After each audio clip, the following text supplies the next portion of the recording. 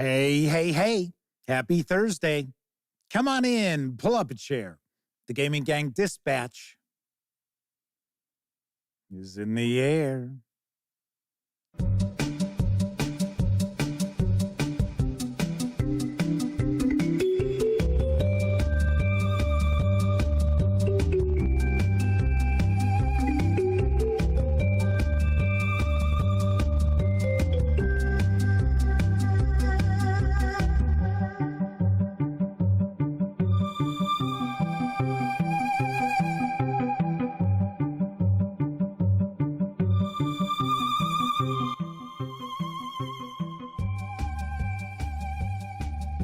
Howdy, gang, and welcome once again to the Duct Tape Studios. I'm Jeff McAleer, your host, here at the Gaming Gang Dispatch, brought to you by, shockingly enough, thegaminggang.com, of which I happen to be the founder and editor-in-chief.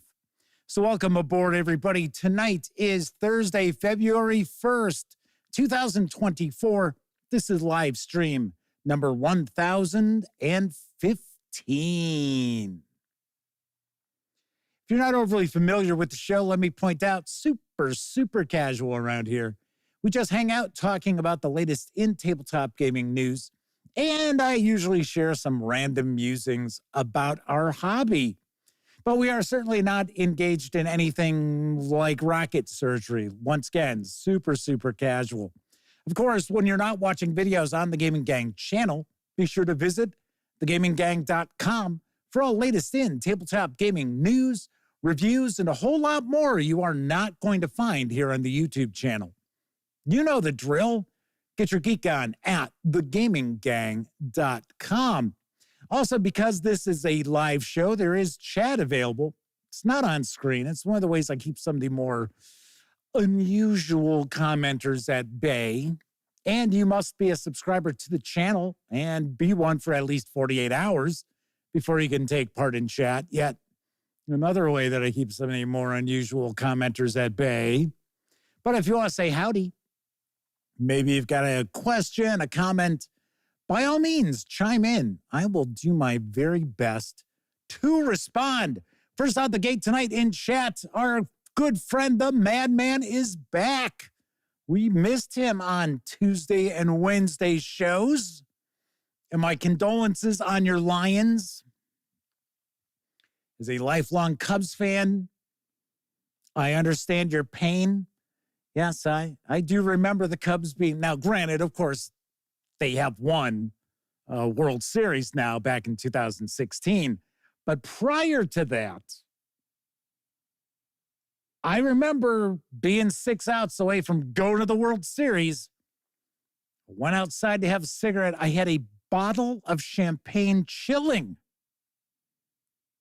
Had the cigarette, came back in, and the Cubs were suddenly losing. And I was like, what the... I'm glad I wasn't in there watching it, because I probably would have lost my mind. Tessie Trekkie, Shaz, W4, Mark G, and Matthew Constantine are also hanging with the gang tonight. Welcome, everybody. Let's jump on into the news, because hitting stores next month is the card game Tanuki. And here's the latest from Synapses Games. Show your determination and reign supreme in this fierce and adorable card game.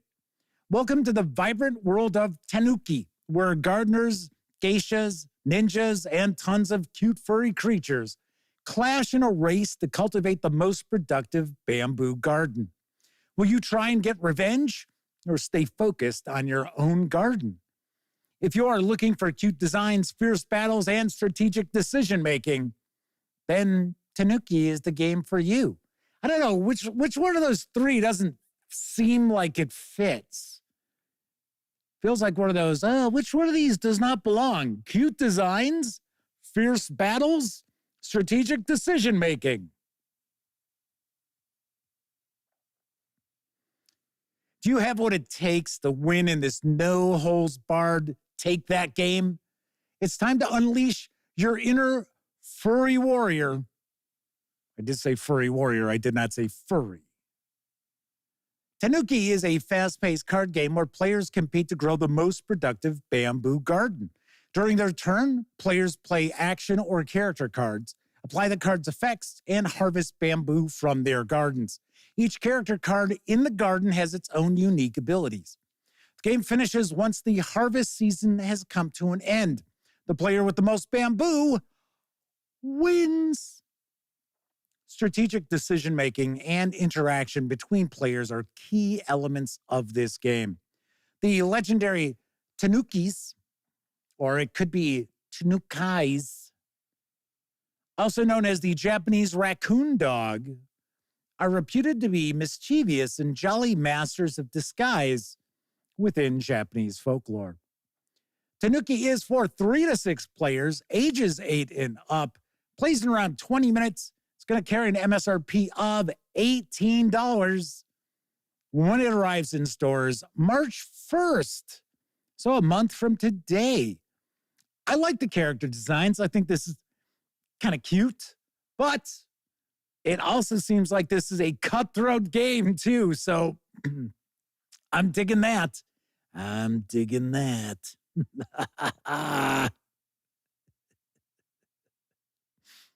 Russell Higgins and Game Cat are hanging out with us tonight. Good to see you both. Just making sure that I haven't missed anybody. The Madman says Lions made it to the conference championship in 1991, hoping this isn't a repeat, although I do have some excitement for their future. Yeah, so as a lifelong Cubs fan, you can take solace in 2015, Cubs were pretty good. We thought, oh my gosh, maybe they'll go. Didn't happen, but the next year, they just steamrolled everybody until they got to the World Series, that is, and squeaked it out in 7 games. So I don't mind. The Lions can win as long as, the Bears have a winning season. It's all good with me. It's all I care about with Chicago teams. Just have a winning season. Make it at least a little bit worth our whiles. Anyway, this looks kind of fun. So I thought I'd share the news about it. And of course, there is a big game, big game, although I don't think it's a big game size-wise. Well, I think it does take up some serious real estate on the game table. And of course, I am talking about Wingspan, and pre-orders have begun from Stonemaier Games. Here's the skinny. You are an amateur dracologist in the world of Wingspan, a place where dragons of all shapes, sizes, and colors roam the skies. Excavate a hidden labyrinth you recently uncovered on your land and entice these beautiful creatures to roost in the sanctuary of your caves. During a game of Wingspan, you will build a sanctuary for dragons of all shapes and sizes. Your sanctuary begins with 3 excavated spaces. The leftmost space in your Crimson Cavern, your Golden Grotto, and your Amethyst Abyss. Over the course of the game, you will excavate additional spaces in your sanctuary and entice dragons to live there, chaining together powerful abilities and earning the favor of the Dragon Guild. Wingspan is inspired by the mechanisms of, obviously enough, Wingspan. Although its 16 unique elements make Wingspan a standalone game, and it's actually not compatible with Wingspan. Wingspan is for 1 to 5 players, ages 14 and up, plays in around 90 minutes. It's going to carry an MSRP of $65 when it releases worldwide on March 29th. Should mention, you can currently pre-order Wingspan for $55 from the Stonemaier Games website. So you can save $10 if you want to pre-order it now. And to be honest, I think you'll receive it before March 29th. Maybe not too much before it, maybe a few days. But I sort of had the impression that if you pre-order it, you'll be getting this quicker than most folks. So it seems like Stonemaier Games has decided that, well, they got all the Euro gamers with Wingspan. So now they're going to take aim at fantasy gamers with Wingspan. And I'll be very honest, I have not played Wingspan. I almost bought it. I almost bought it last Black Friday because Amazon had a fairly decent deal. And I thought, I have heard from some people who did not like Wingspan. So I thought, do I want to buy it? What if I don't like it? How often am I going to get it to the table? Because as you know, it has been pretty difficult as of late to get too many board games to the table. We have gotten a few, thankfully, but not as many as we used to, just for a variety of different reasons. Elliot having COVID seemingly constantly. My nephew being going to different parts of the country to train for his deployment to Africa. My brother changing up his schedule as far as work. So it's been really kind of hit or miss. Also, one of the reasons why I was talking about trying to get a gaming group together. I'll talk about that a little bit again after we wrap up with the news. Hector Strafford and Jack Hanks are popping on in, as is Kathy Evans. Welcome. Nice chat, rocking and rolling on a Thursday evening. Mark G says, they were born in Chicago. Only team they liked was the Wolves. I do wear my Wolves jersey every once in a while. But baseball, they were okay with the Cubs and Sox. I don't hate the Sox. I wouldn't go out of my way to root for them. Plus, I think it's time for their owner to sell the team. Because if I were a White Sox fan, I would certainly not be a happy camper by any stretch of the imagination. Brian Foley and Travis Williams are chiming in. Welcome aboard. Matthew Constantine says it's been tough getting their usual board gamers together lately. Similar story, military stuff, 2 pregnancies, work stuff, COVID. It's been a lot. Well, we don't have any pregnancy going on. So that's, knock on wood. All right. So anyway, there you have it. That is Wingspan. And Hector Strafford says, Wingspan was a decent game, but I don't love it as much as many other board gamers seem to. Yeah, there are a lot of people out there who are just fanatics for Wingspan. And I know there have been some expansions that have come out for it as well. But like I said, there have been other people who have sort of been like, it was all right, or they downright did not like it. I will say, though, because it is a dragon theme as opposed to birding, this does kind of entice me more than Wingspan. Maybe next Black Friday, I'll keep an eye out. And if you're curious, how come I don't just get a review copy from Stonemaier Games? It has been years. It has been years since I've received a review copy from Stonemaier. And I've reached out a couple of times. And it was funny because I was one of the first outlets to actually review stuff from Stonemaier Games. Liked everything they came out with. But as I pointed out before, I think when I moved from Arizona back to Chicago, I don't think Stonemaier Games got my email that I blasted out to let everybody know, please don't ship stuff to me at my address in Arizona because I was moving. Maybe they sent some review copies of stuff and never got reviews of them. And yeah, you know how it goes. Mark G says, I would love to get a group together. I live in Wisconsin, have friends that play games, but scheduling is hard. It is. It's just really weird how it works. Well, you get older, you have responsibilities. So, like putting food on the table, kind of gets in the way of, enjoying all those games. Let's talk about some role-playing game news because there is a new original Dungeons & Dragons retro clone, which is out in PDF from author Rod Hampton. And here's what I know about Dragons Beyond. Dragons Beyond is a zero edition retro clone based on the 1973 playtest materials that have been recovered. Much of this material did not make it into the first publication of the world's oldest fantasy role-playing game. What would it have been like if fantasy role-playing games had started with a slightly different origin point? Domain play and patronage were concepts firmly embedded in these lost rules. Dragons Beyond revives the voices of the gaming pioneers in the Twin Cities. Better yet, it is a complete rule set rounding out things that were only hinted at, implied, or later abandoned. Dragons Beyond can provide endless hours of enjoyment spent adventuring in the upper and underworld. Both solo players and referees will find that there is sufficient material to run adventures with minimal prep time and minimal crunch.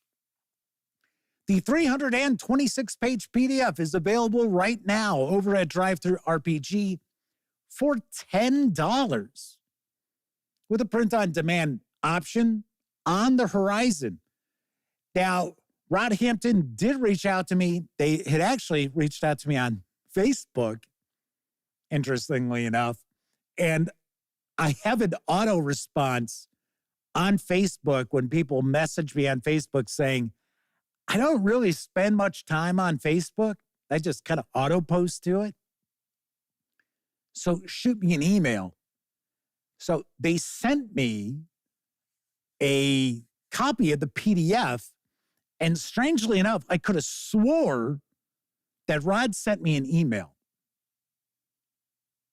saying that he was curious if I wanted to review the physical book when it becomes a print on demand. And I'll be damned if I can't find that email. It's like, what? It's like, where did it go? And then again, it could have been somebody else because I have a lot of people reaching out, especially, smaller publishers or authors who are just releasing something. I do get people all the time telling me that, oh, Jeff, could you look at my alpha of ABC or XYZ? And I tell them, can't. Sorry. Because if I started doing that, then I would not have time to do anything else. I'd have my nose deep into everybody's alpha role-playing games. Just would not be able to do. Coco B has joined us. Says, being from the Chicago of the North, I like the Blackhawks and Bears. It's a rough road. It is. Yes, this is certainly not a high water mark in Chicago sports as of late.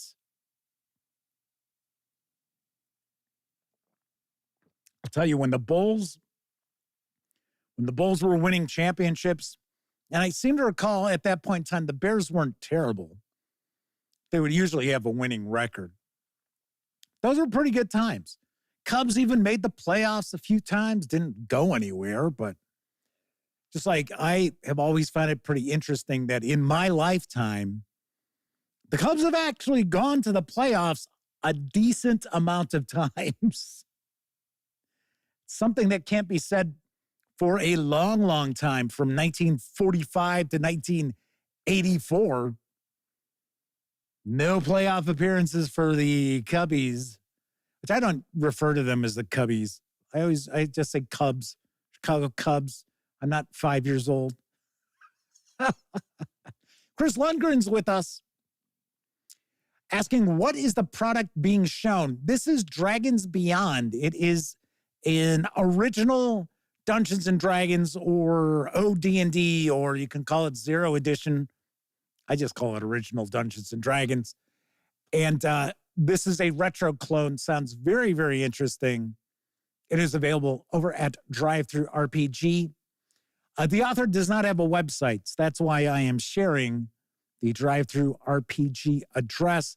I do believe the author also has some rule sets kind of retro clones of chainmail.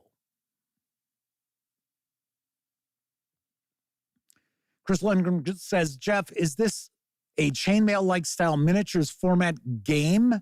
No, it's an RPG. It is a role-playing game, but it does have some, I would guarantee it's got some miniatures DNA in it because it's a retro clone of original D&D. I almost said first edition. As soon as I say first edition, then people are like, no, that's Advanced Dungeons and Dragons. I will have a link to it. Chris, I should also point out, always remember anything I do a news piece on during a show, the following morning in the early AM, in fact, it's 5 a.m. my time, those news articles start appearing on thegaminggang.com. So if there's ever anything that you see that you're kind of like, oh, yeah, I wish I had a link for that, just wait till the next morning, go to thegaminggang.com, click on the news piece. I always have links. That is something when we launched the Gaming Gang that I was vehement about, was we would link to the companies and we would also link to the products. Although I will say, if you do visit thegaminggang.com, you'll find a lot of the role-playing game products. I will link to DriveThruRPG. Just being honest, you do get a link to the publisher, so you can click on that and go buy the physical book. But I do actually usually link to DriveThruRPG if it's available on DriveThruRPG. So speaking of DriveThruRPG, let's talk about something that's not on DriveThruRPG at the moment. And following a successful Kickstarter run, Dr. Grordbort's scientific adventure Violence is going to be arriving from Crowbar Creative and Exalted Funeral. Here's the scoop. The age of scientific adventure is upon us. It is a time of intrepid space explorers, pipe-puffing imperialists, dowdy freedom fighters, rocket-fueled missionaries, mad scientists of ray guns, rocketry, robots, radio waves. Did I mention ray guns? Dr. Grordbort's scientific adventure Violence is a retro-futuristic pulp science fiction setting and supplement for tabletop role-playing gamery. Based on the comics, art, and universe created by Weta Workshop's Greg Broadmoor. This is a unique and comprehensive guide to creating outlandish interplanetary adventures. Lavishly illustrated with over 200 pieces of art by Broadmoor and Weta Workshop. Designed for use with the 5th edition of some game with dragons and other silly, scientifically unfounded elements. It includes a customer character sheet printed at the end of the book. So grab your ray gun, choose a side, or say bollocks the sides, and carve your own smoky, likely radioactive path through the solar system. The 334-page core book with PDF will be available shortly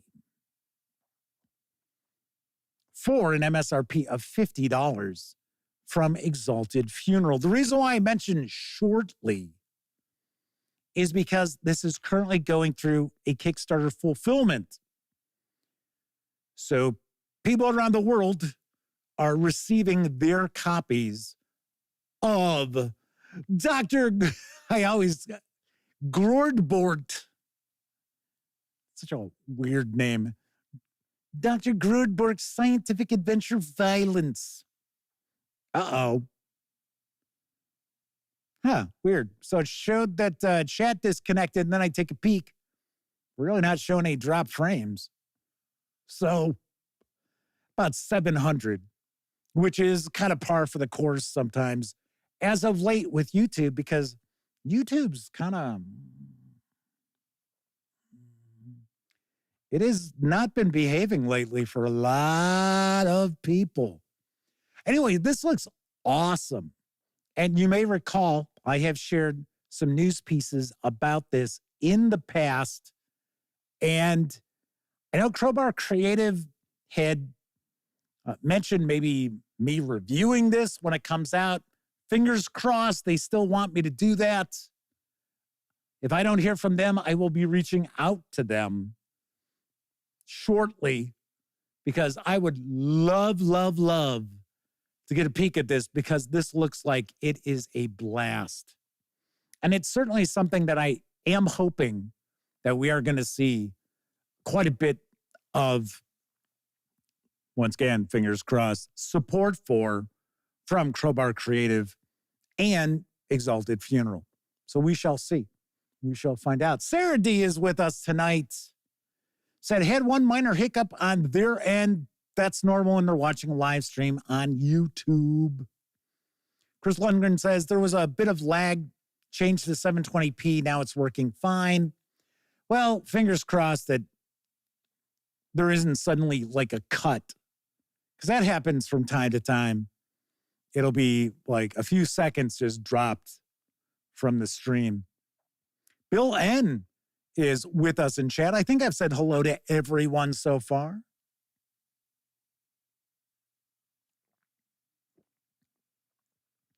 So Matthew Constantine says that their wife got them back into gaming, tabletop gaming, after a 15-year break. And she's into board games. She's really not into role-playing games. You know, if you find the right role-playing game and the right group, anybody will become a fan of role-playing games. Seriously. Anyway, once again, this looks fantastic. When this comes out, when you're able to order it, I will have a link on thegaminggang.com. Like I said, I think you're going to be able to order it pretty soon, probably within the next couple of weeks is my guess. I know somebody from the Crowbar Creative Twitter account said they were going to tune in to the news tonight. I was hoping they were going to pop up, and that way we could ask, hey, can you reveal when this is going to be able to be ordered from Exalted Funeral? Coco B says, what a workshop has some neat props for Grord boards. That's how I knew about this, is because I have seen some of the weapons, which you're actually seeing some of the ray guns and pistols and stuff like that, at San Diego Comic-Con with the big Weta Workshop exhibit area, and they look so cool, and they are so expensive. Matthew says his wife enjoyed some of his Call of Cthulhu games, but it's generally not her thing. No, that's, everybody's got their things that they enjoy. Chris Lundgren says their wife loves all the games that they have, except for Battletech. She hates it. So Chris says he was a demo agent for Catalyst Games Labs. Ooh, I'm so sorry. So she hated that game. But she loves all the other games that they have. Well, that's cool. On to our next news piece. The Traveler Adventure Mysteries of the Ancients is now out in print. And here's what I know from Mongoose Publishing. A request to help from an old contact leads the travelers into the mysterious and sometimes downright bizarre world of the Ancients hunters. Among the weird and often deluded notables of the hunter community, there are those who seem to know something concrete. Those individuals are convinced that something is coming. Mysteries of the Ancients takes the travelers from the wacky museum of the ancients to the doomed planet of Califaction, and finally to a showdown with agents of the ancients themselves. Their guide is a horribly written book, long thought to be fiction, which tells of an ambushed convoy and then the survivors fight for survival in a wondrous technological palace. There, under the mountain known as Twilight's Peak, the travelers find their proof. Something is coming. Mysteries of the Ancients leads into the Secrets of the Ancients campaign in an epic story that concludes with Wrath of the Ancients. this 304-page hardcover with PDF. Once again, if you order from Mongoose Publishing or their partners, get that PDF for free. Anyway, you can get the package together for an MSRP of $59.99, or you can grab just the PDF alone over at DriveThruRPG for $35. Oh, I'm sorry, $35.99. Forgot the 99 cents. Wouldn't want anybody getting upset. You know what? I bought that, Jeff. I thought it was $35. And then I go to DriveThruRPG and I see $35.99. And I said, damn you, Jeff. Lies.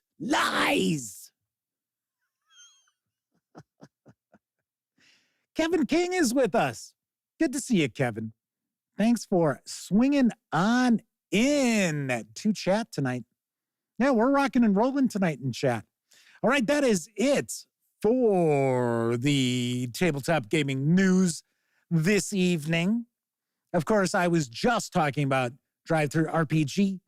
Don't forget, the Gaming Gang, thus the Dispatch, is affiliated with the One Bookshelf sites. That's why I linked to DriveThruRPG when I'm sharing news pieces. And of course, if you use one of our banner ads and you make a purchase, I get a small portion of that sale. In fact, it is 5%. It is 5% of that sale. And all those nickels, dimes, and quarters really do add up and help keep thegaminggang.com around. Also, if you like this video, if you dig the channel, if you find thegaminggang.com to be a valuable resource, hell, if you just happen to like what we do, you can always stop by paypal.me/thegaminggang and make a small donation. Hell, you can buy me a 2-liter bottle of soda.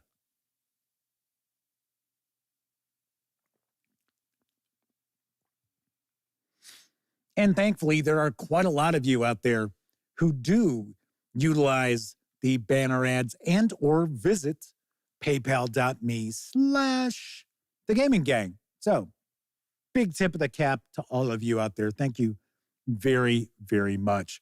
245 Trioxin has swung on in. Says, I really enjoy playing board games with the wife. However, she wins 80% of the time. Flaming Heron is with us and says, I think I said hi to Flaming Heron. Maybe I haven't. Flaming Heron says, if you like the cut of Jeff's jib.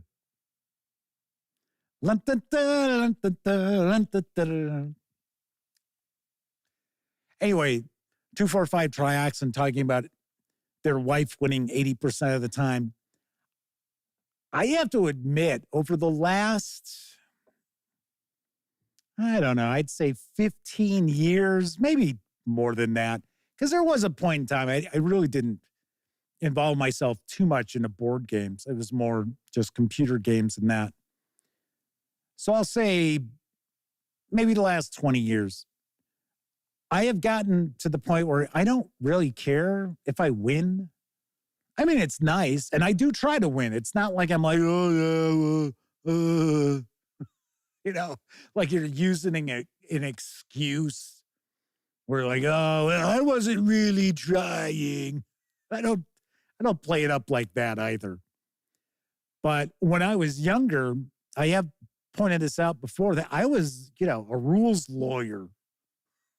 So it'd be like, there were some arguments that started at game tables because I knew the rules better than other people, and be like, they get all pissed off.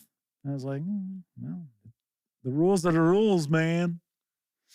But no, I am not like that any longer. I just enjoy the experience of gaming, having fun with my friends and my family as well. So not really all that intense about winning games. Flaming Aaron says, I gave up trying to win games, so I play games solo. All righty. So, we are going to talk about a few different items in just a few moments. But first, I think it's time for a brief intermission.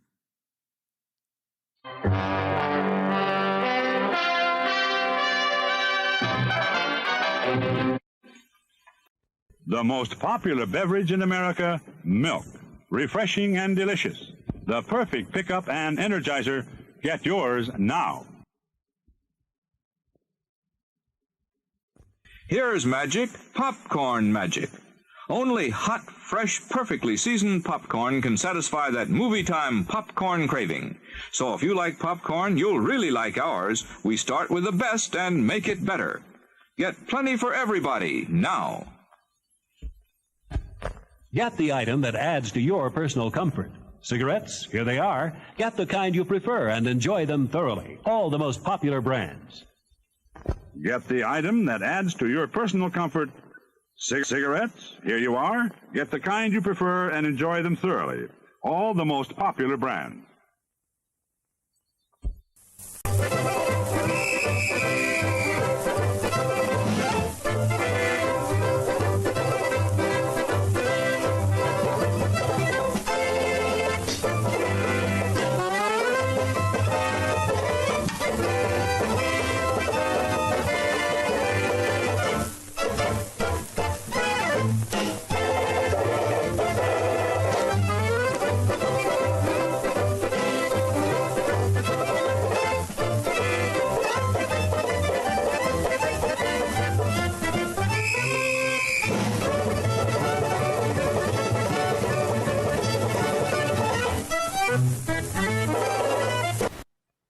Anybody who doesn't drink Wilkins coffee ought to be tarred and feathered, right? Wrong! He always was a bad sport. Oh, buy us, oh, buy us, oh, buy us, we beg. For if you don't buy us, we'll bite you in the leg. Now, hold on. What kind of an attitude is that? So buy us At one. a bundle of charms. And if you don't buy us, we'll break both your arms. Okay, that's enough. Friends, buy the ideal Muppets. The kids will be screaming for them.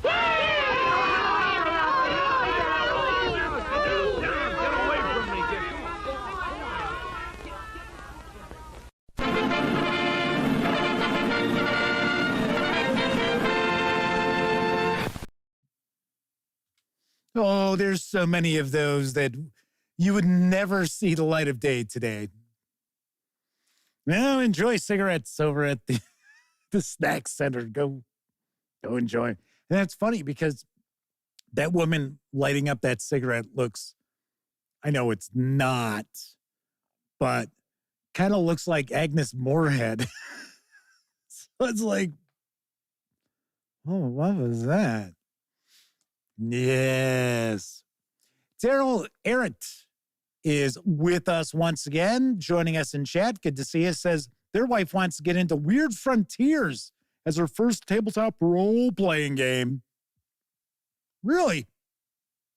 That's kind of interesting. I wouldn't think that would be most people's first choices. Matthew Constantine is rocking on out. Good to see you. Hopefully you join us again next week. Chris Lundgren asks if anyone else is a member of HMGS like he is. He loves anything with American Civil War miniatures. Well, I don't know how popular the Historical Miniatures Gaming Society chapters are anymore. I think they were far, far more popular back in, say, like the 90s. Early 2000s, I think they've kind of died off a little bit, which is kind of a wargaming thing because there is the graying of the hobby. I've talked about that in the past. And it's kind of funny you mentioned the American Civil War because I used to have this huge collection of 15 millimeter Civil War minis that I painted. And I ended up selling them at Gen Con one year. This was back when Gen Con was up in it wasn't Lake Geneva. It was Milwaukee. And I'll never forget, because it was, if I remember right, it was like 5 or 6 boxes, about yay high, about that wide. And actually had one of my friends help me bring them in and put them in the auction. And when they were coming up on the auctioneer actually said, hey, we're going to have something that we almost never see at the auctions up for auction here. And he explained what it was. It was the entire collection I had painted. And because I didn't have anybody playing anymore. One of my buddies who played all the time had moved to Albuquerque, New Mexico, which is why I eventually moved out there to help him out. But I was like, well, what the hell am I going to do? And nobody else plays miniatures. Elliot really didn't care for historical miniatures. They weren't really his bag. So anyway, so the auctioneer stopped the auction and pointed out that my collection was going to go up for auction. If anybody was interested, go look in the case. They were going to, bring them out to display. And then they went back to doing the auction. And I made a pretty good buck. I was shocked. I actually made money on that. If I took the cost of all the miniatures and average in paints, stuff like that, primers and stuff like that, I made money. Now, of course, if I took all the time, brought that into the equation, well, then I lost money, but still. Mark G says they've heard bolt action is a blast. Strangely enough, I was kind of getting a relationship going with Warlord Games because they opened a warehouse here in the U.S. In fact, it was in the Phoenix, Arizona area. And that was when I lived out there. And I got to know the U.S. What was he? He was like, he wasn't marketing. I think he was just kind of in charge of the U.S. branch. And I remember I think I got a copy of the first edition of Bolt Action. And I did a review of it. And I think I got something else. And then we were talking about, doing reviews of miniatures and stuff. And that was it. That was it. The Madman says they sold a bunch of D&D minis at Gen Con last time he went. Paid for the entire trip. Normally, when I go to Gen Con every year, I think just about everybody knows this. I go and I bring games that, should get a good home, stuff that's just going to collect dust here in the Duct Tape Studios, which I always point out nowadays. I don't have a single piece of duct tape anywhere around the Duct Tape Studios, but the name is stuck. And that always pays for my trip. And it puts a little bit of money in my pocket as well. In fact, last year, they moved the auction from the convention center to one of the hotels next door, which I thought for sure was going to kill it. And there were not as many people in the auction when I would pop over there.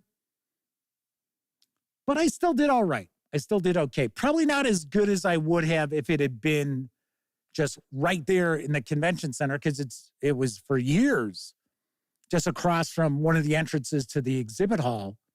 So you got a good crowd that was going by. So the Madman says they still have a lot of D&D minis, hero clicks, and a storage bin full of HeroScape stuff they need to get rid of. Why don't you pop it up on eBay? Just, as lots. Flaming Heron says, formerly Duct Tape Studios. Bill N says the name stuck like duct tape. Nice. I like that one. That was a good one. Chris Lundgren says, I've had a pretty good chapter in the LA area. The HMGS PSW is their chapter. It's been having a revival, and Bolt Action and Team Yankee is huge. And the new Historicon convention is better. Well, one of the selling points of bolt action is it is skirmish level. So it's not huge. It's not like Warhammer 40K where it's like, oh, well, I need to have 100 figures, to field an army here. I know you don't need 100, but you know what I mean. People aim for 50. Whereas bolt action, and I'm sure Chris can prove me wrong if I am wrong, but usually bolt action is maybe about 20, 25 figures on a side, a couple of vehicles, things along those lines. You're not going to sit there and play Tobruk, So James Eck is with us in chat. Good to see you, James. All right. Anyway, time for some random musings. I'm sure many of you already saw Wizards of the Coast issued a statement, which is not something they normally do. In fact, they usually sort of ignore internet rumors, but they did issue a statement saying that they are not selling Dungeons and Dragons. That is not in the cards. That is not something they're planning on doing, which I think when we had that discussion last night, we had Stephen from Roll for Combat with us. I think I got the point across to everybody that wasn't going to happen anyway. So I think that's what everybody kind of left the show understanding, was I was saying, no. Now, once again, I do think that the topic was broached at some point during the negotiations. That's why that floated out there. But we all knew that wasn't going to be the case. But then, of course, all these people were panicking. They were all freaking out.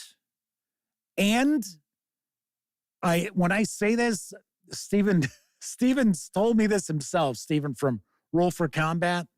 So I'm not insulting Stephen, but I will say, Roll for Combat, they're really good at the clickbait videos.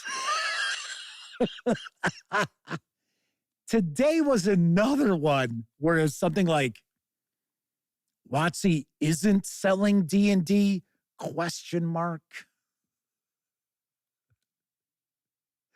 So, and I think when I saw that, I didn't watch it. I think it had 5,000 views in the first 6 hours. So yes, Stephen is pretty good at putting together the clickbait videos. That's just not something I can do. It's not my style. I just don't do that. And yes, I know. Hurts the channel. I don't make money. Yeah, I get it. It's but still. Chris says, correct. I run a lot of Wings of Glory Ares games. Love World War I pre-painted airplane combat, easy rules, cheap price point, but Ares Games is fickle getting product out. Oh, I know. I used to interview Ares Games all the time, at least once a year. And then they changed their marketing up, and that was the end of that. But that was something that people always complained about my interviews, was if I didn't mention Wings of Glory.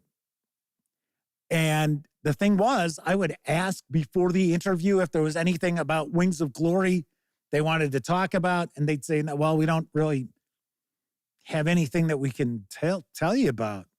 Be like, okay. So I completely understand where Chris is coming from. Because I would get people like, why did you ask about Wings of Glory? And of course, at that point in time, it wasn't Wings of Glory. It was, Wings of War? Wasn't that it at that point? So here's a quick little story. So when I was in high school, I want to say it was probably junior or it was either sophomore or junior year. And remember, I was part of the high school club, the Gamers Guild, at Lane Tech High School. That's where my friends like Elliot, Scott, where I had met them before the club, but it was, we would get together with some of the other friends of ours who were also gamers, friend Tim, our friend Daryl. And I don't know who it was, but they had met this guy and he was older. He was in like his 30s. And he had, I don't know if it was Knights of the Air, if it was that rule set, or if it was Blue Max. I don't know if it was that rule set, but he actually had 172 scale World War I planes. The models, he had built the models, painted the models, and they were mounted on car radio aerials. So you could, up and down with them. And they were attached with like clay. So you could actually kind of move the planes on this. Oh, we had a blast. We went over there a couple of times. And I swear I remember this guy's name was Mark Moffat. I don't know why I even remember this, because I think we were only over at this guy's house 3 times. And I think he must have been somebody that one of my friends knew. Because it wasn't like he had a kid our age. He had small kids. It was funny. He used to scream at him all the time. I was like, oh, my God. I was like, okay. But that is one of my absolute favorite gaming memories from my high school years. We just had a blast. And I think part of it is also first time I played, Elliot was with, I think Scott was with, and of course we had never played it. And we just were blasting the shit out of everybody. They had put us all on one side because you piloted one plane. And we were just smoking everybody like a cheap cigar. It was pretty wild. It was really, really wild. And then I remember we went over there to play Napoleonic miniatures, which I was interested in. And yeah, I picked up rules and stuff like that. And there was a set of rules that was from the Emperor's headquarters, which was like my local game shop, but it was more, miniatures gaming, historical miniatures. But they carried other stuff. They carried Vampire the Masquerade splat books and Avalon Hill games and stuff like that. And we played, I think it was called Empire. I think that was the name of the miniatures rules. And we played for like 6 hours and not a fucking thing happened. And it was Elliot and I, we were on one team with other people. And I was like, my God, I'm going to rip my eyes out. Elliot was like, this has got to be the most boring game I have. And we weren't saying it like loud. It was like, my gosh. It's like, this is awful. Nothing happened. I think the 6 hours was all the maneuvering to get into position to even fight. And it was like, oh, for God's sake. The minis were cool. Did a nice job painting those minis up.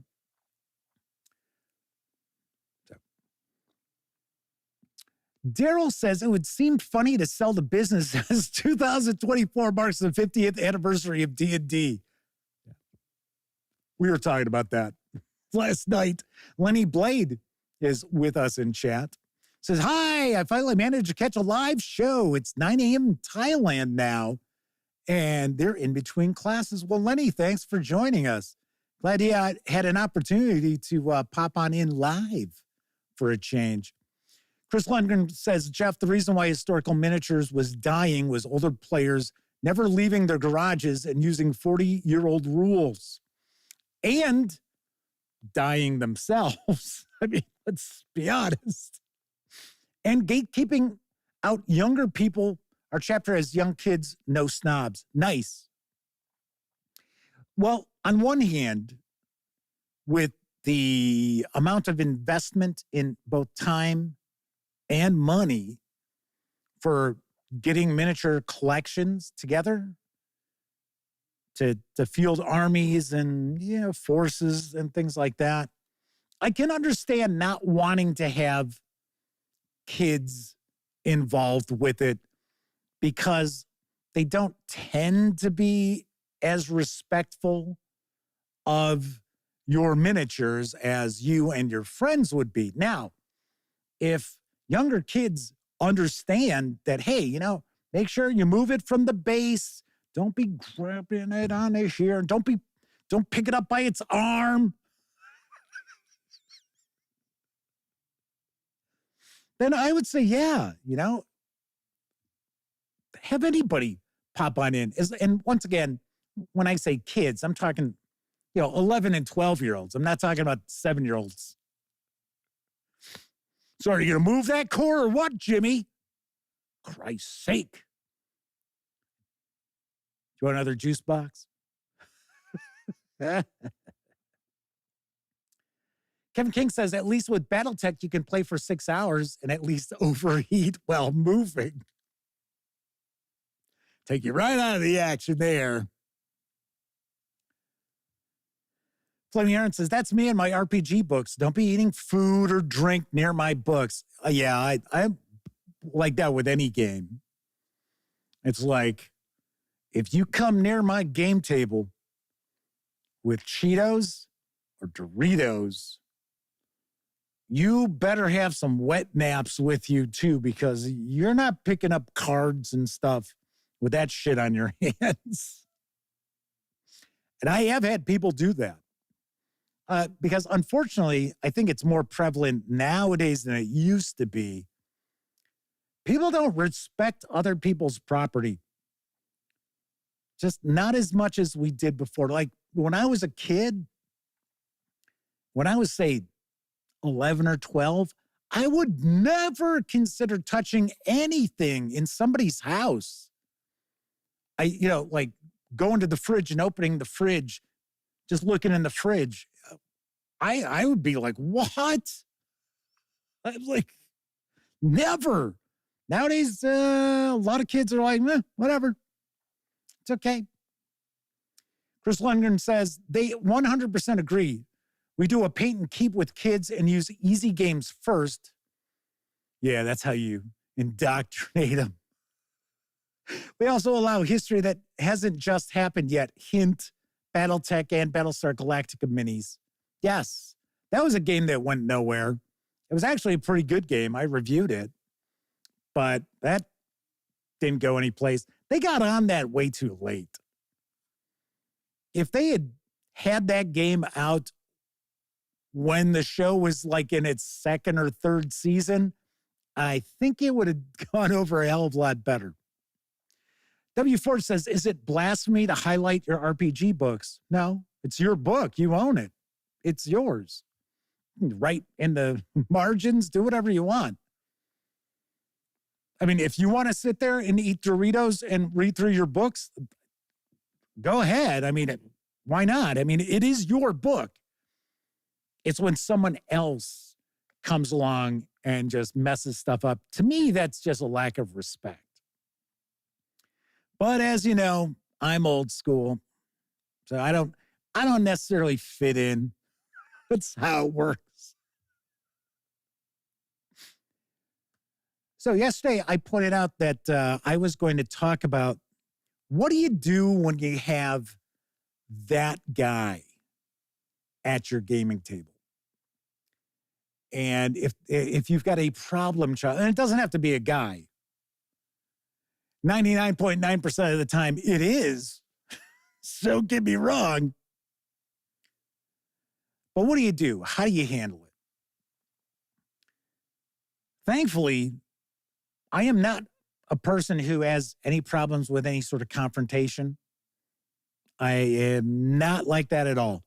If I have an issue, I will say I have an issue. Now, will I be diplomatic about it? Yeah, of course.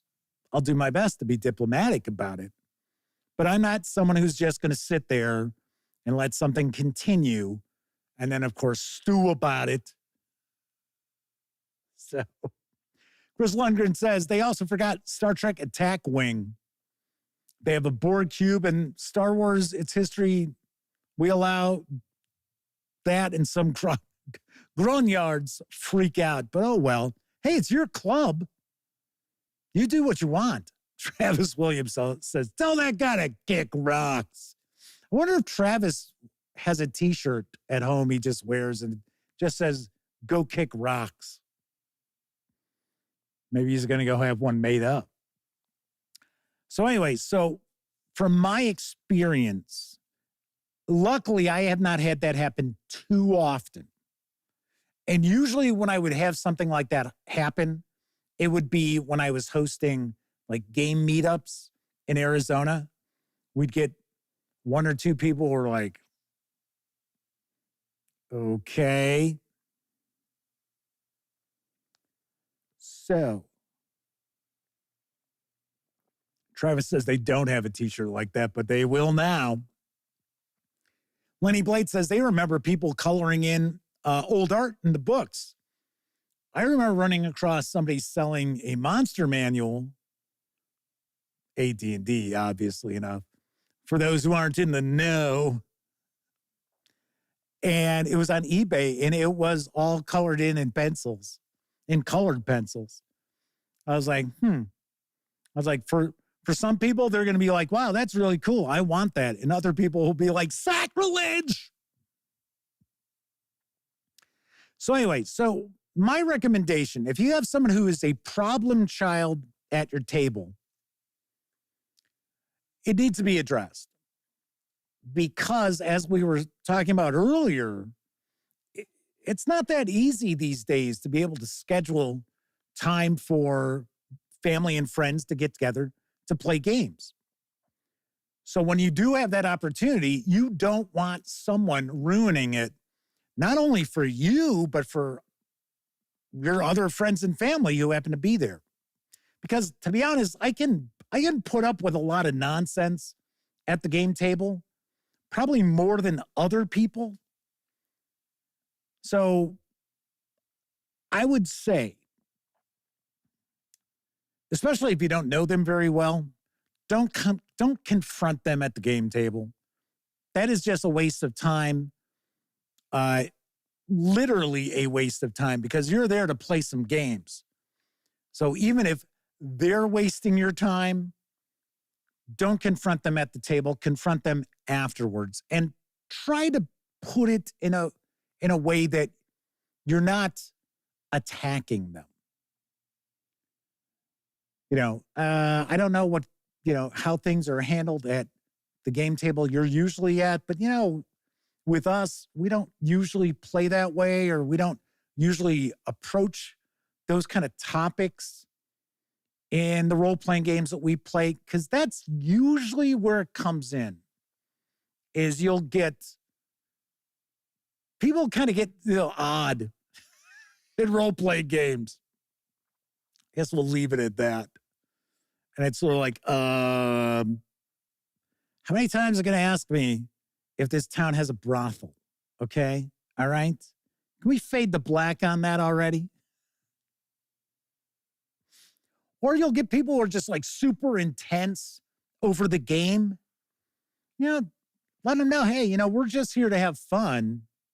Hey, we're here to just blow off steam, have a good time. Not gonna, ease up a little bit. It's just a game. It is just a game. Flaming Heron says, if you can't stand to be around them in general, you don't want them to play games with you. That is correct. That is something else that's important to keep in mind. So the one thing that you want to avoid is you want to avoid making concessions so that you can play. Because once you start doing that, when you start making concessions or making exceptions for certain kind of behavior, just so you can get games in, I'm going to tell you right now, at some point in time, your other players are going to start dropping out. And then you're stuck with the person that's causing the issues, and everybody else has dropped out of your group. You certainly don't want that. So you got to nip that stuff in the bud. I got to say that, in fact, Mark G just says nip it in the bud. I was running Call of Cthulhu, and I'm sure Elliot won't mind me telling the story. And this was recent. So remember, I was talking about how I was running Masks of Nyarlathotep again, because Elliot wouldn't remember. And all the stuff Elliot remembers is stuff that wasn't actually part of the campaign. It was stuff that, just came off the top of my head. And it was Elliot, my brother Greg, my nephew Cameron, and my nephew Cameron's girlfriend. And I don't think Elliot had met Cameron's girlfriend before. So we're at the table now. Keep in mind, my brother has played role-playing games, maybe, let's say modern role-playing games, because he played a little bit when he was in grammar school, 4 times. About 4 times. So it's not like he's all up on how to play Call of Cthulhu either, because he's only played it once before. My nephew Cameron had played once when I did that charity stream, and his girlfriend had never played a role-playing game. And we sit down, getting ready to start, and Elliot is just like Mr. Jokester. And Elliot can be really funny. And Elliot and I both together can be pretty funny when we get things rolling. But the thing was, everything was a joke. Everything led to a joke. I'd say something. We hadn't even really started yet. And he was like, and I don't know if he was like kind of doing the thing, I'm trying to impress Cameron's girlfriend or something like that. And I stopped. And I know I told you don't do this, but I did this because he's my best friend. I can do this. I stopped and I looked at him. I said, is this how it's going to be? And I gave him this like cold look. I was like, I'm just asking, is this how it's going to be? Because if this is how it's going to be tonight, I'm not running this. Oh, hey man, sorry. Sorry about that. And I'm like, it's okay. I said, I get it. We joke around at the game table and stuff. But we got to get this going before we can start having some humor. And, it's a horror role-playing game. If everything's a joke, you're not establishing any sort of mood whatsoever. So anyway, we talked a little bit about it afterwards, and I said, yeah, I'm sorry I did that. But I figured if I didn't do it, you'd just keep joking the whole night long, and it, wouldn't have been a very good game. It was like, yeah, I get it. So anyway, Coco B says, no naughty nurses here. Yeah, it's weird how some people, and even it's people that you wouldn't expect to like be going off in those kind of directions. It's like, because I don't run games like that. Just not my bag of tricks. I don't know what to tell you. I mean, I have seen live women naked up close in my life, so I don't need it in my role-playing games. I've been satiated, I guess. You know where I'm coming from. Yeah, I was running a game one time, and I'm trying to remember. I think it was Warhammer Fantasy Roleplay. And I won't say who it was. It wasn't Elliot. Okay, it wasn't my nephew. It wasn't my brother. And all of a sudden, everything was like, what does she look like? Is there a brothel in this town? I was like, we don't get into that stuff. It's like, come on, it's Warhammer Fantasy Roleplay, man. The fantasy means fantastical, not your sexual fantasy. Chris says they interview all their players before they get into a role-playing game and ask my good players if they approve joining in. GM rules, his house, his players, respect goes both ways. W4 says you can do things 4 ways: the right way, the wrong way, the game's way, or my way. You do things my way, we'll be all right. So, kind of weird. Anyway, so yeah, my point is don't let it fester. Don't let it continue. And if you tell them, because I mean, the vast majority of people will be like either, oh yeah, okay, I understand. Yeah, sorry about that. Or they'll be like, oh, yeah, sorry. And then they never come back. So, I mean, either way, it's fine. You've, nipped that in the bud. But I have heard some stories of people who had really good groups and then they let someone join and they were like a cancer. But the game master just didn't have the stones to say anything, and even with other players complaining to them, they just were not confrontational enough. They just, I don't want any bad feelings or anything. And then it turned out everybody was like, well, forget it. I'm going to go play somewhere else. Chris says you have to put the whole group over the individual in an RPG. Be kind first and firm, but give an overview of the type of game. Not every game isn't a fit in theme, but no X cards. Just tell up front.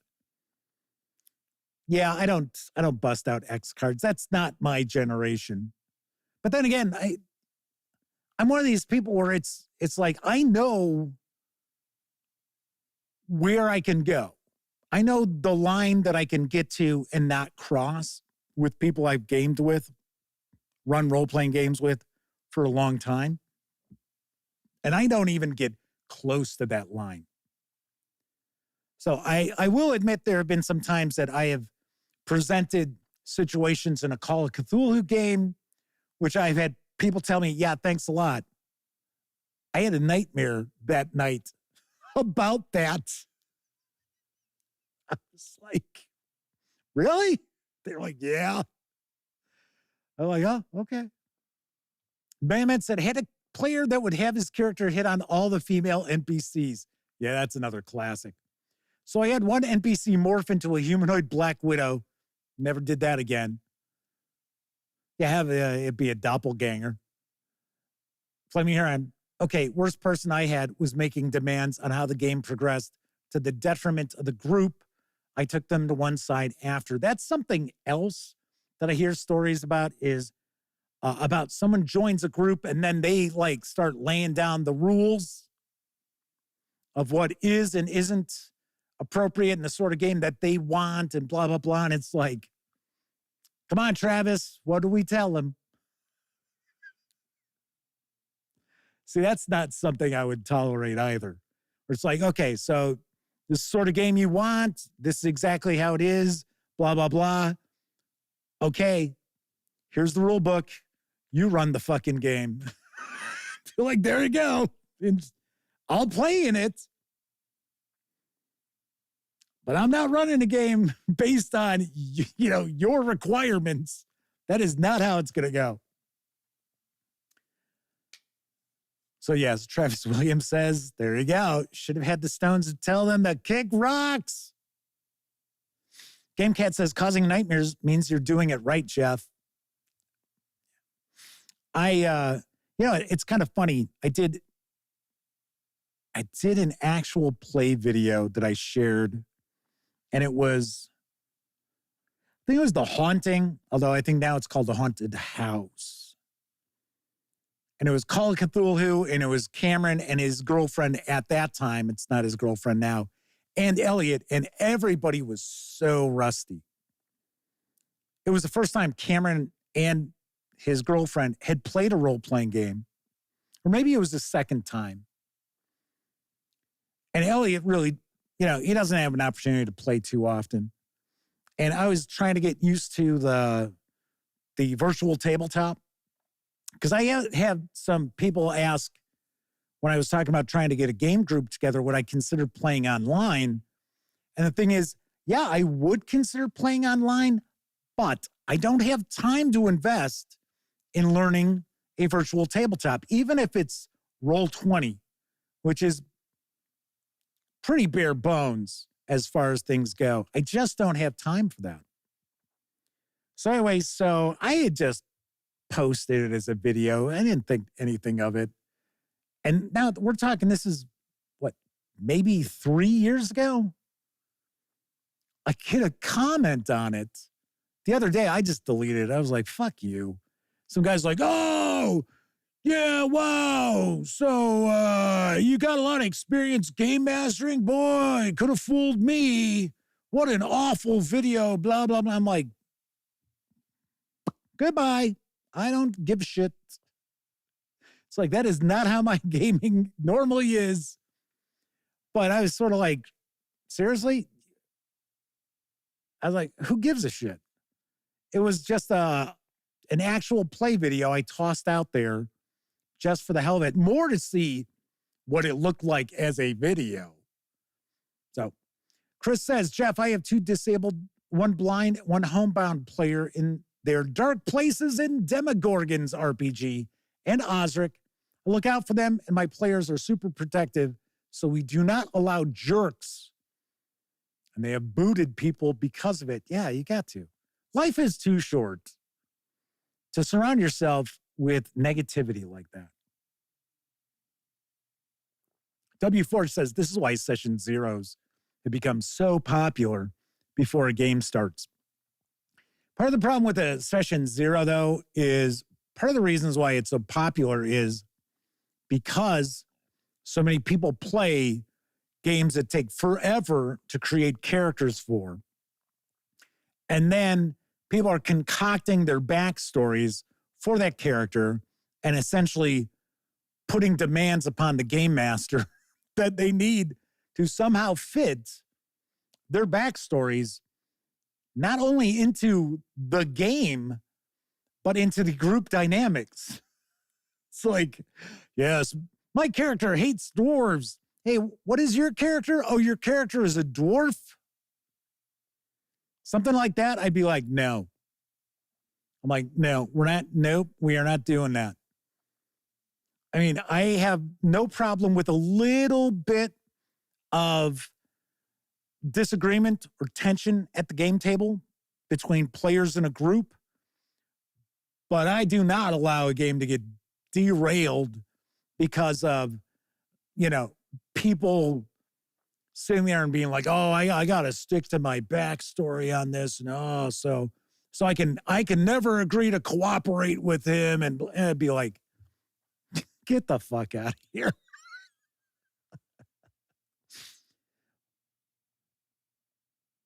The Flaming Heron says you need to come to their game table and heckle them. Anyway, speaking of gaming groups, I did have somebody email. They are out this way, and they were saying if I end up getting something together to let them know, they would be very, very interested. So, as I said before, two of the things that kind of holds it back is that my car is an old beater, and we can't play here. That won't fly. I'll tell you that right now. So that's kind of a problem. And I wouldn't want to run a role-playing game like at a library. That is not something that I would want to be doing. So Chris says, we use Jitsi, doesn't get enough love. A great Zoom alternative. It's 100% free. Use screen share and old school theater of the mind. Keep it simple. Not a fan of Discord or complicated setup. Reality is, if I were going to run a virtual tabletop, I would probably go with Foundry. I think it's really well done. And if I were going to go with Foundry, then that means I would probably end up going with Pathfinder 2nd Edition. And the reason behind that is because the modules,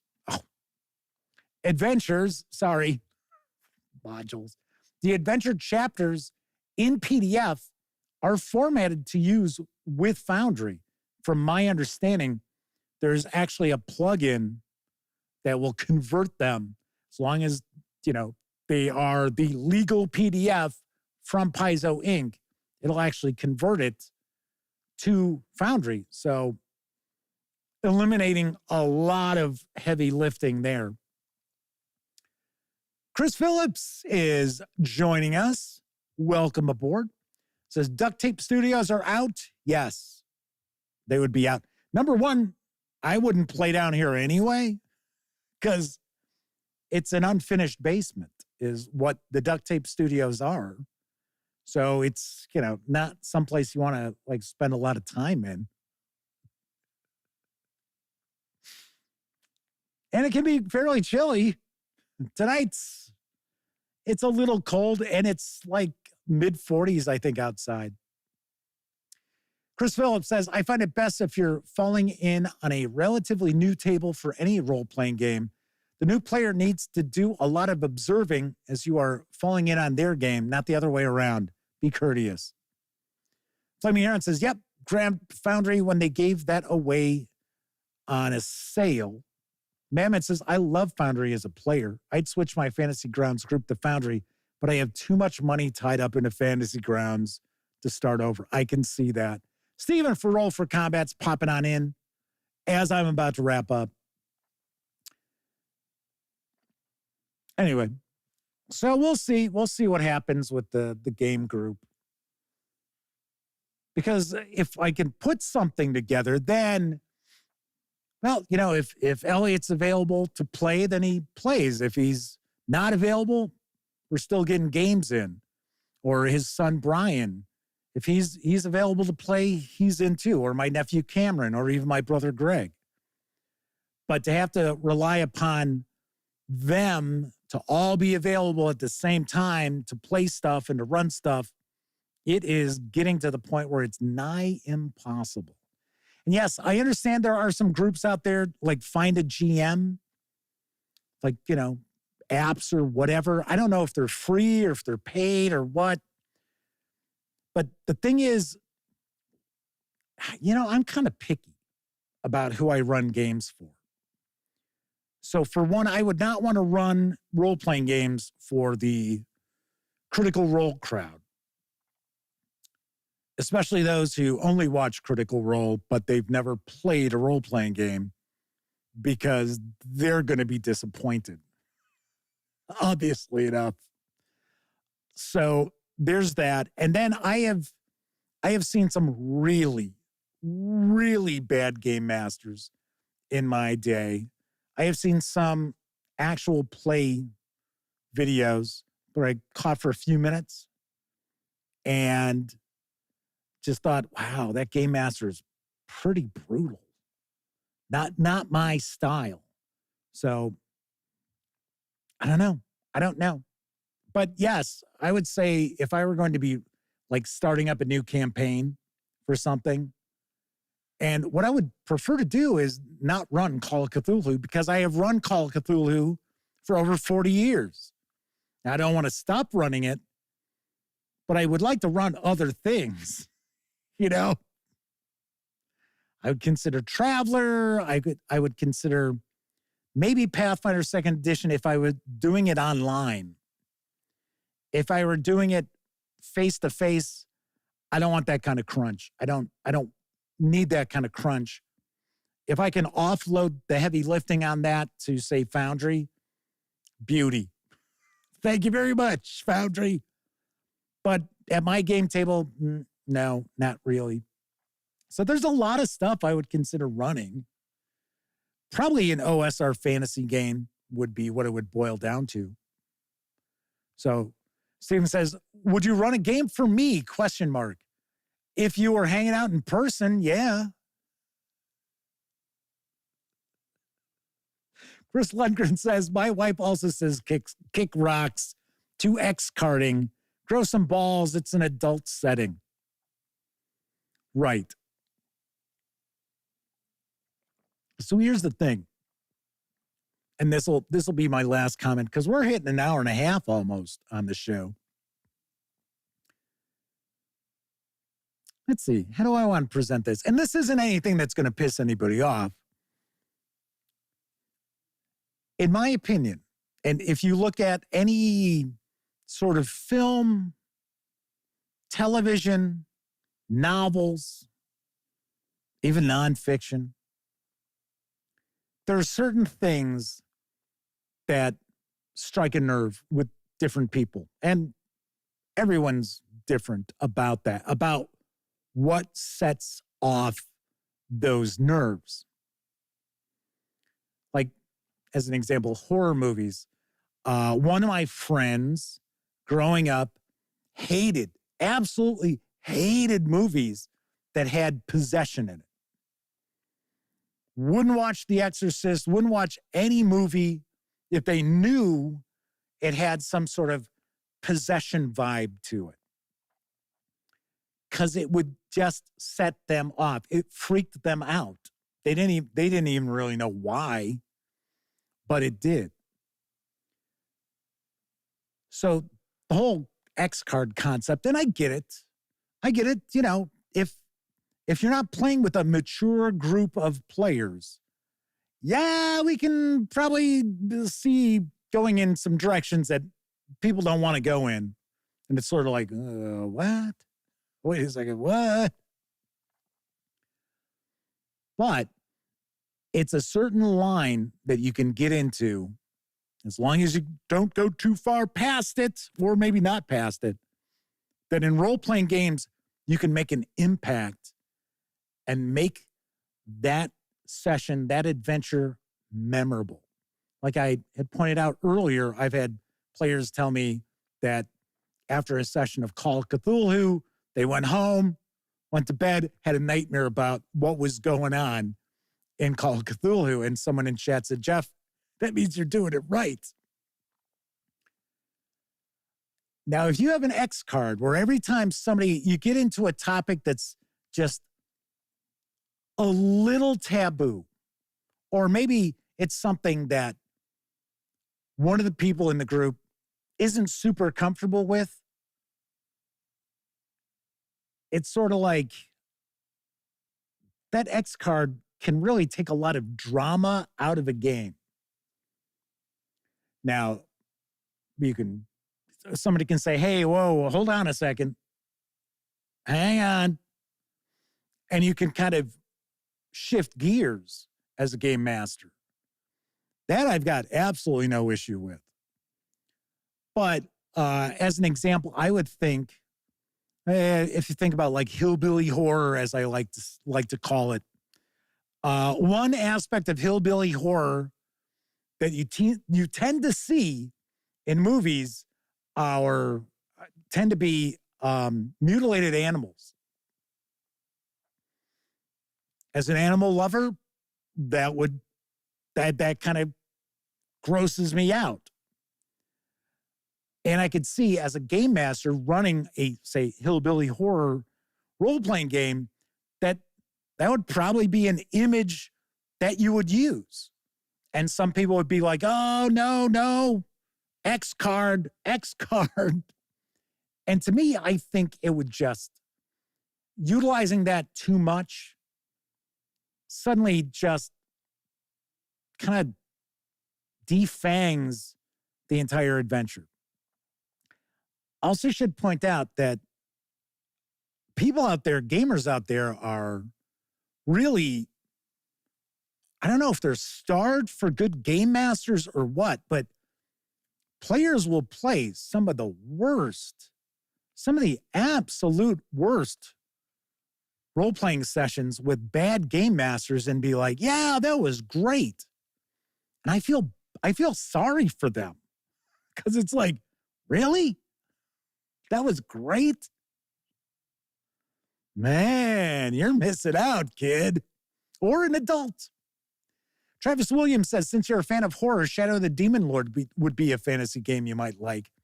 Never had an opportunity to really dig into that. I know we've got Shadow of the Weird Wizard. Isn't that what it's called? The new one that's coming out from Schwalb Entertainment. I wouldn't mind checking that out. I'd like to take a peek at that. Travis Williams says, that's a game that deserves more attention, Shadow of the Demon Lord. Their only gripe is there isn't enough content in print format. Yeah, there is a lot that comes out digitally for that. Seems like there's something new every week or two, but it's always a PDF. Flaming Heron says, maybe I'm too old to get really scared anymore. I don't know. On occasion, I'll have a nightmare. And sometimes I wake up and it's sort of like, seriously?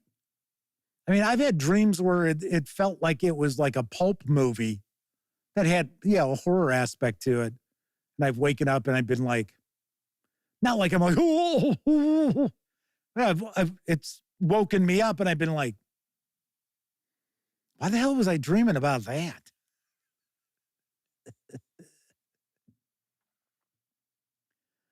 Madman says, I need to play role-playing games regularly or his imagination comes out in his dreams. Those dreams are really out there, too. And Chris Lundgren shares, one of their players in their group had the respect to tell me he would not play in Chris's Zombie 2nd Edition game. I had respect for him being adult and telling me privately, but he plays in my other game. See, that's the other thing, too. If you're a player and you have a game master who wants to run something and it's just, that's not going to be your bag of tricks, don't play. Just don't play.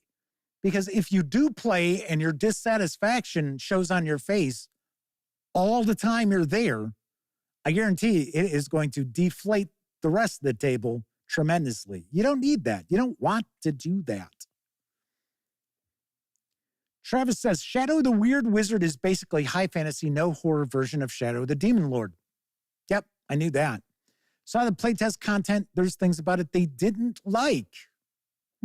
Okay. I'll be the first to point out, there is yet to be a role-playing game, even Call of Cthulhu, that I run as written. It's just how I am. I am close on Call of Cthulhu, but there are aspects of it that I like, chases, especially the 7th edition rules.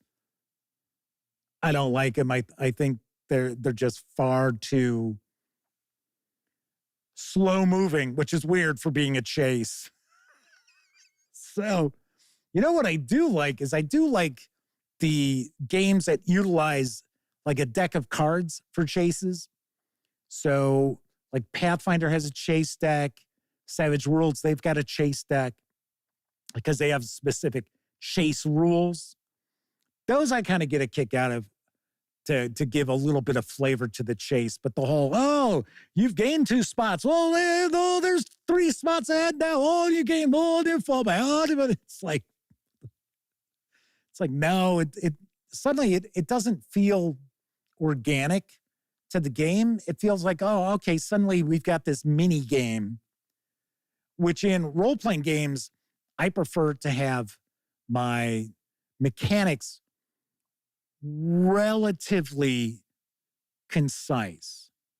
That, just like we've talked about Advanced Dungeons and Dragons in the past, that a lot of modern players have a problem figuring it out because so many aspects are just so different than other things that you're doing in the game.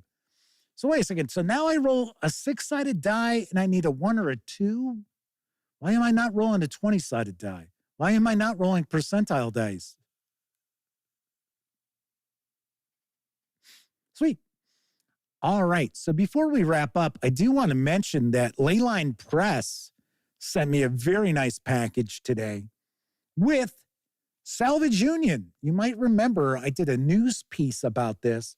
This is a role-playing game where you play like mech pilots, and it's a post-apocalyptic setting, and you've got This, it's like crawler. First thing that pops in my head is the sand crawler, right? The Jawas in Star Wars. And I was like, wow, pretty nice hardcover. So I received this. I also received a set of dice. So as you can figure out, Salvage Union uses a D20. I think that is its core mechanic is D20 based. I also got a patch. I thought that was kind of funny. And 3 adventures, which are all hardcover too. I was really surprised by that. So, of course, I will have coverage of Salvage Union and the trio of adventures that were sent to me in the not too distant future. Sweet. I got plenty of stuff to be sharing, plenty of stuff. And of course, remember this weekend, I will have my review, fingers crossed, of the Plum Island Horror. The only problem is I have to shoot it sideways, which I'm not super keen on because the board is long. It is not wide. And to get the whole board in the shot, I'm going to have it sideways, which I don't know how well it's going to go over. But I can tell you what I am going to try to do is try to do a relatively quick review. So about 15 minutes or so. So I know a lot of people have told me that they have liked the shorter format of my first look videos that I rolled out for Chaosium Inc. Week, because I was trying to stay around 15 minutes or so, not go too much over that. So I'm trying to kind of shorten some videos up. Although from time to time, just can't do it. So anyway, I will have plenty of videos for you to check out the rest of this week and, of course, into next week as well. That's it for this time out. If you like this video, by all means, please give it a quick thumbs up. Subscribe to the Gaming Gang channel if you haven't already. And if you do subscribe, don't forget, ring that bell. It'll not only let you know when the Dispatch streams live Tuesday, Wednesday, and Thursday evenings at 7 p.m. Central. It'll also let you know when I upload other videos, such as my upcoming first look at Starfinder Scoured Stars from Paizo Inc. But of course, when you're not watching videos on the Gaming Gang channel, be sure to visit thegaminggang.com for all latest in tabletop gaming news, reviews, and a whole lot more you will not find here on the YouTube channel. You know the drill. Get your geek on at thegaminggang.com. If you were watching live, thank you very much. If you watched live and took part in chat, a bigger thank you and a tip of the cap, because not only are you keeping me company, you're also keeping each other company too. But of course, I know there are a lot of people out there who don't have an opportunity to watch live. Doesn't matter if you're watching live or on Memorex. Thank you very much for taking time out to watch any of the videos here on the Gaming Gang channel. Once again, I'm Jeff McAleer. Enjoy the rest of your morning, afternoon, evening, whatever time of day it is in your neck of the woods. Enjoy the rest of your week. Have a wonderful weekend. Of course, I will be back on Tuesday. And as always, I certainly hope all of you out there get to enjoy plenty of great gaming with your gang.